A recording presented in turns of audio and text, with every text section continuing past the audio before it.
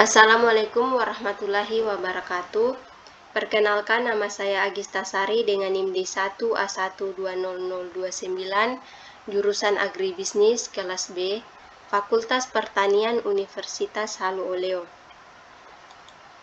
Baik, di sini saya akan menjelaskan yang pertama tentang daerah skala menarik, tetap, dan menurun pada kurva produksi. Dan yang kedua saya akan menjelaskan daerah rasional, irasional 1 dan irasional 2 pada kurva produksi. Yang pertama saya akan menjelaskan intrinsik, di mana jika input ditambah maka tambahan hasil produksinya atau outputnya bertambah. Misalnya pertama produknya 20, ditambah satu input hasilnya produknya 50. Kemudian ditambah lagi satu input hasilnya 90. Dia penambahannya meningkat, tidak tetap. Di produknya kan pertama ditambah 30, kemudian di input ketiga ditambah 1. Dia penambahan di produknya 40. Nah, pas di input keempat penambahannya 50. Tambah 30, 40, 50. Semakin meningkat. Meningkatnya itu 10. Nah, itu yang dinamakan intrinsik. Berarti di kurva produksinya ada di angka 1 sampai 4. Nah, untuk di matriksnya ini tidak ada konstannya. Yang dimaksud dengan konstan itu penambahannya tetap. Misalnya di input pertama ditambah 1, berarti di produk marginalnya 30. Itu yang dinamakan konstan. Tapi untuk di kasus ini tidak mempunyai konstan, karena penambahannya tidak ada yang tetap. Tambah 30, 40, 50, kemudian 40 menurun. Untuk di intrinsik itu kan jika input ditambah maka tambahan hasilnya berkurang. Intrinsik itu menurut saya pada kurva produksinya yaitu 8 sampai 10. Berarti intrinsik ini dari input ke 5 sampai 10 karena tambahannya pada produk marginalnya menurun. Pertama kan tambah 50, kemudian ditambah 1 output menurun jadi 40. Jadi kurang sampai batas akhir minus 4. Berarti intrinsik pada kurva produksi jadi di angka 5 sampai 10.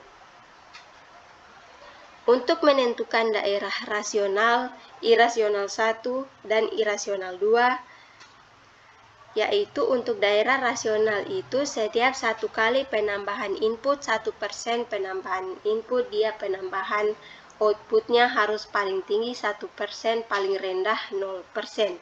Yang dimaksud 1% paling tinggi karena di produk marginalnya kan 30, anggapan 1%.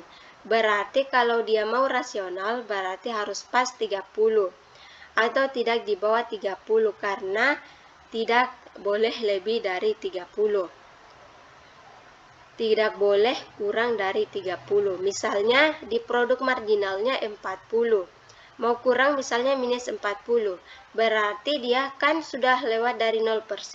Karena dia berkurang, untuk dilihat di kurva produksinya ada di 5 sampai 8. Karena rasional penambahannya tidak boleh minus. Kita dapat melihat pada produk marginalnya